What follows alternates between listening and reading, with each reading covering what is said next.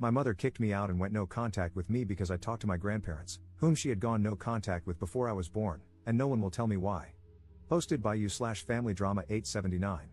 Longtime lurker, first time poster, sorry if the formatting is messed up, I'm on a cell phone. I don't know what to do right now. I feel like I really didn't do anything wrong, but I think I might have messed everything up anyway. I'll try to be succinct. I don't know where this starts. I have two younger sisters, 10 and 5. My mom has never really talked about her parents. When I first signed up for Facebook, one of the conditions was that I had to let her block them, and my uncle, and make my profile private, just for real-life friends. I think I remember us changing phone numbers when I was about 7 or 8 because bad people know it. I know they sent letters and cards on Christmas and our birthdays, but she always threw them away immediately. This year was the first year I've been away from home, and out of my mother's control, and I started receiving my letters from Grandma. Mom wasn't there to hide them or throw them away. I opened them, and I don't know what I expected, but they were just gentle well wishes, vague because she doesn't really know me, a little rambling about her garden, and $50. That was it. No fire and brimstone, no insults. It was just Grandma E. The Christmas one was the same, but with $100. I kind of wonder if there was money in all the cards my mother threw away. I don't know. I was expecting Bible quotes and pictures of terminated fetuses or something. Mom said they kicked her out when she got pregnant with me, for being pregnant. That's kind of all she's ever said about it, and it never occurred to me before to ask for more details. I know she stayed with her lifelong best friend's family, I'll call her Auntie Carol, until I was born, and she married my dad, Auntie Carol's brother, 4 years later when she was 20. That's really all I know. A few months ago, I got really bored and curious. Grandma's letters were pretty harmless and cute, and they were addressed to me. I'm an adult, I don't have to ask my mother for permission to talk to someone.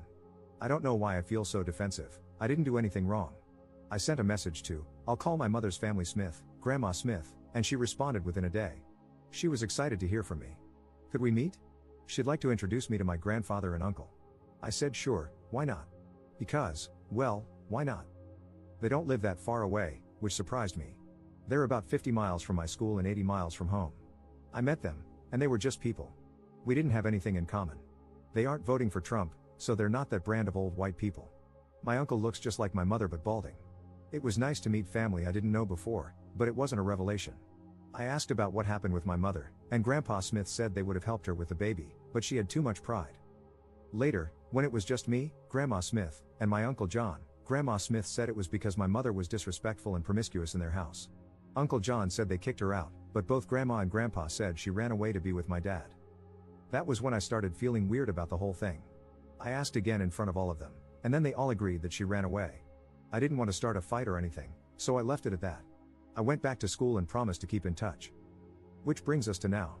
I was home for spring break, and I brought up this whole situation today with my mother because, at this point, I just want answers about why we never talked to these perfectly normal people all my life and what really happened between them. And my very calm, very intelligent mother completely flipped her crap. She started yelling, "Why would you do that? What do you mean you were in their house?" My youngest sister started crying because of all the shouting, and my dad took them upstairs. My mom calmed down a bit and started trying to make me promise never to talk to them again. I wouldn't, because she still won't say what happened, if anything. She said that I had to go, and if I wouldn't cut all contact with them, then I'd never talk to her or my sisters again. I stood my ground because I'm not going to excommunicate someone without knowing why. She said that I needed to leave, now. So I left, and that's that. I'm back at school. My dad won't answer the phone, and I'm blocked on my mother's Facebook. I called Auntie Carol, and I barely got 2 words out before she said, "Why would you do that? You need to work it out with your mother," and hung up. I don't know what to do. No question, if I had to choose, of course, I'd choose my mom, dad, and sisters over the grandparents and uncle I barely know, but I don't think I should have to. I don't know why my mother is being so extreme about this. I feel like they must have murdered my mom's puppy in front of her or something, but if she would just tell me that instead of getting so upset over nothing, I wouldn't mind cutting them off as much. How do I talk to my mother logically about this? Relevant comments. Commenter. My mother-in-law has a huge aquarium, 4 adorable birds, and 2 sweet tiny dogs. She knits, crochets, quilts, and bakes. She also regularly beat the crap out of my husband growing up, abandoned him with other family for 5 years, and neglected him so she could gamble. He often went weeks without food. My nanny bakes, goes to yard sales, and makes the best ribs. She also beat the crap out of my mom and all her siblings growing up and drank like crazy. There's a lot you probably don't know. Of course, these people seem normal to you, they barely know you, and they want to, so they're treating you with kid gloves. Abusers are often real charmers. I replied to your post in r/relationships. My mother-in-law was sweet as pie until I had the baby. Then I became a family member, and a prime target for her controlling and verbally abusive ways. But my mother-in-law would paint me as the abusive and controlling one, controlling for not doing what she wanted me to do with the baby, etc. People can hide their true selves. If your dad and aunt are reacting this way, it sounds big. It sounds like it's really hard for your mom to discuss. Where they're saying she ran away to be with your dad, but everyone else is saying she was kicked out, and them calling her promiscuous, my guess would be that they issued an ultimatum, your dad or them/their support. They may have even wanted her to get a termination. To them, her choosing not to terminate and staying with your dad would be running away with your dad. To her, it would be them kicking her out for being with him. Which side you're on can skew your perspective. That's just one possibility, though. It could be anything. It happens. It happened to my close friend at 17, she moved in with her boyfriend. I feel like you potentially approached this the wrong way, maybe a bit confrontational? Why aren't these completely normal people in my life? Would put her on the defensive quickly. You should have approached her with the letters and explained that you're an adult now and would like to know why you're not permitted to talk to these people. Going there without telling her was, to her, an immense betrayal, and in her mind, if she was abused, incredibly dangerous. Ops response. The way they said it was like she was an uncontrollable wild child, and they would have helped if she had just let them. I just thought she was young. But that's not my mother. That's not my mother at all. There isn't a wild bone in her body. There are charts upon charts and appointments on calendars for everyone, and she knows my schedule better than I do.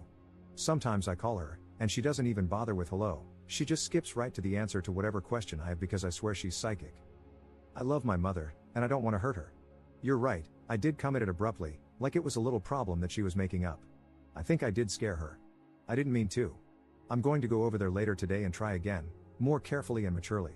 Update 2 days later.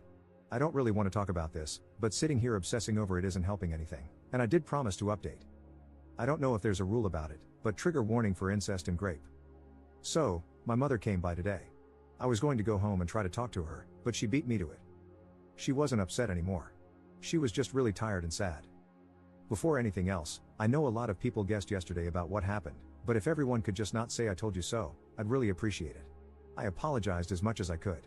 I told her about the letters, how they just seem so normal, and I asked why she always throws them away unopened if there might be money in them. She told me they put money in them so that she'll open them, and she said, I know they look harmless, but they're in a secret code that they know only I'd understand. They're upsetting and tiring and pointless, and that's why I just throw them away. She looked at the Christmas card and told me that it used to be her job to tend to the garden because it was supposed to teach her patience and discipline. She said she had to tend it every day, no matter the weather. That her mother mentions the garden in a letter to me as a dig at her parenting, saying that I'm undisciplined and that it's her fault, and that the fact her mother tends it now means she shouldn't have had to and that my mom is a bad daughter for not doing it for her. She says all the letters are like that. She said that when she was a kid, they told her she was worthless and a burden and had to earn her keep. She said that both her father and brother used to do whatever they wanted to her, and I didn't ask for more details, but she said that when she got pregnant, her mother said they weren't going to pay for a baby. She had ignored it for too long to get an inexpensive termination, and her mother called her a WHRE and the baby an abomination, then kicked her out with $10 for the bus and an extra pair of shoes. She went to my dad and Auntie Carol's house and told them what happened, and my dad asked to be on the birth certificate right away. He said she was his best friend and that he'd be honored to be my father. She said she couldn't believe my grandparents would just take her in like that, with no questions asked, with a baby on the way, and not ask for anything in return. She said she'd planned to off herself but couldn't do it anymore because it might have made my dad's family sad. She said her family always told her she was worthless and stupid, and she decided to devote her life to proving them wrong. She says that good people do exist in the world, but if you want there to be more of them, then you have to be one too. She says she's always loved me, but she never knew what to say. So, that's what happened with my mom and her family. I wanted to know. I promised her that I'd never talk to her family ever again, and it was easy to promise because I can't think of anything I want to do less than talk to those people again. It makes me sick to think I ever thought they were nice people. She said she was sorry about the other day, but she panicked and overcorrected. Apparently, they never tried to contact her until my sister was born, and then my mother's mother got really excited about having a granddaughter and wanted shared custody or something. She said that everything they do to try to get to her is really just a way to get to my sisters. She says she doesn't really know why they are the way they are, but everything's a game to them, and the only way to win is not to play. I don't really know what to say about this either. I don't know what to do with it. I feel like everything's different now, and nothing is, too. I don't think I'm as strong as my mother is. I don't think I can make everything be normal through sheer force of will. I want everything to go back to the way it was. I don't really know what to do now. I do want to thank everyone who took the time to talk to me yesterday. Thank you for being so patient with someone who was so blind. I think this would have been so much messier without your help. I'm so sorry for what you've been through that let you know my mother better than I did, just by looking at what I said. Op commenting on a different post about his mom's family 4 months later. Dug up my throwaway for this. So, last Christmas and earlier this year on my birthday, I got a letter from my mother's biological family. All my life, my mom refused to talk about them, but she did it in such a way that I didn't really notice. It was just always that way. I knew they sent letters sometimes, and I watched her throw them away. That was normal, and I thought nothing of it. This is really hard to write, and I still feel guilty about it, but I have to help you now, just like these people helped me. I moved away from home to go to college last year. My mother's relatives, who I call the Smiths because they don't deserve to be called her family, quietly sent me a Christmas card and then a birthday card. Each had a bit of money and vague but cheery holiday/birthday greetings. No one had told them I'd moved out, which school I was going to, or what dorm room I was in. I don't know how they knew my birthday. I didn't think about any of that then. Hell, this is hard. This was never a 5-alarm situation in my house growing up. My mother never said they were dead, she just calmly made sure that none of us had any contact with them. I don't know what I thought had happened, I just never questioned it before. I'm stalling. Long story short, I got curious and contacted the Smiths, my mother's father, mother, and brother. I went to their house, the same house my mother grew up in. In my memory now, they are ominous and shadowed, with long clawed fingers and creepy glowing eyes, but I know that, really, when I went there, I thought they were so normal. And, this is funny, I got this sense of righteous superiority over my mother because I could just tell that they were ordinary people she had condemned for some petty reason. They were into sci-fi books, gardening, and telling mildly confusing stories about my mother. Oh, doesn't that just crack me up now? I visited their place and then went back to school like I hadn't cheerily walked out of the monster's den. I didn't know then that they had let me go. I didn't know then that they were using me as bait. I didn't know then that they were playing a game, and it wasn't me they were after. So I went home for spring break a couple of weeks later and, just like they'd planned, dropped a bomb on my poor mother. I did it in the middle of dinner because I am tactful and thoughtful like that. My mother, who is the calmest, most put together person you'll ever meet, started hyperventilating and talking in this high-pitched screech. We scared my little sisters, and my mother begged me, on a loop, like she couldn't do anything else until I agreed, not to go there ever again. I, of course, was steady in my knowledge that my 2 letters and 1 3-hour visit definitely trumped her 16 years of being their daughter/sister. And they'd seem so normal to me. They had a garden, after all.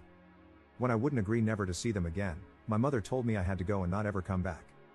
I left and went back to school feeling wronged, very confused, and with a deep, sinking something in the pit of my stomach that I couldn't identify and tried to ignore because I was so sure I was right. I made a post here a few hours later, mostly because I wanted anonymous, impartial people on the internet to agree with me that my mother had gone way the hell overboard. Some people did think she had, but wiser folks started picking holes in everyone's stories.